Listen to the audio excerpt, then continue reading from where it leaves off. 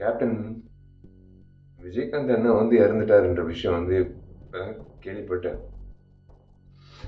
ஆனால் என்னை மன்னிச்சிடுங்க, முதல்ல என்னை மன்னிச்சிடுங்க. நான் சத்தியமாக இந்த நேரத்தில் நான் உங்கள் பக்கத்தில் இருந்து உங்கள் முகத்தை ஒரு முறை பார்த்து ஒரு காலத்தொட்டு கும்பிட்டு அவங்க கூட இருந்திருக்கணும். நான் வெளிநாட்டில் இருந்தது என் தப்புன்னா என்னை மன்னிச்சிடுங்க.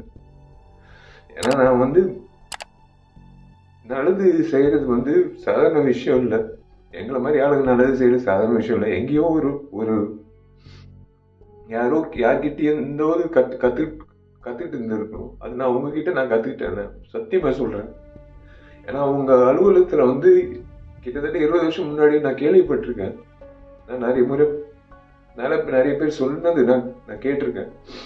உங்க அலுவலகத்துக்கு யாராவது பசியோட வந்தா நீங்க வந்து சோறு போட்டு அனுப்புவீங்க. அதே தான் நான் வந்து நானும் செய்யணும் அப்படின்னு இறங்கினேன். அதே மாதிரி நீங்க எவ்வளவு உதவி பண்ணியிருக்கீங்க இந்த சமுதாயத்துக்கு.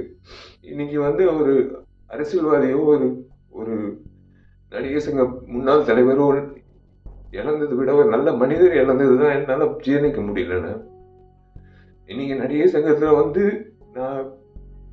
நாங்கெல்லாம் பொறுப்பேற்றதுக்கு அப்புறம் உங்களை வந்து சந்திக்கும் போது பிரேமலதா அம்மா சொன்ன ஒரே விஷயம் தான், நீங்க அந்த பதக்கத்தை மீட்டுட்டு எடுத்துட்டு வரும்போது உங்க வீட்டு நகை கூட வந்து அந்த அளவுக்கு நீங்க ஒரு ஒரு ஒரு விஷயமாவே எடுத்துக்கல. நீங்க அந்த பத்திரத்தை அப்படியே ஒரு பொக்கிஷமா நீங்க வந்து உங்க லாக்கர்ல வச்சீங்கன்னு அந்த அம்மா சொல்லும் போது, நீங்க செஞ்ச உதவிகள், நீங்க செஞ்ச விஷயங்கள், இந்த நடிகர் சங்கத்துக்கு நீங்க நடத்தின அந்த நிர்வாகம், அரசியல்வாதியா நீங்க அவ்வளோ துணிவா நீங்க பேசின பேச்சு, உங்க செயல்பாடு, ஒரு நடிகனா நீங்க எவ்வளவு பேர் வாங்கியிருக்கீங்க. ஆனா ஒரு மனிதரா பேர் வாங்குறது சாதாரண விஷயம் இல்லை. சில நபர்கள் தான் ஒரு மனிதரா நீண்ட நாட்கள் அந்த பேர் நீடிக்கும். அந்த வகையில நீங்க இருக்கீங்க. மன்னிச்சிருங்க. உண்மையிலே நான் சத்தியமா சொல்றேன், இன்னைக்கு நான் உங்க பக்கத்துல இருந்திருக்கணும், முறையா உங்க பக்கத்துல இருந்திருக்கணும். உங்க ஆத்ம சாந்தி அடையணும்.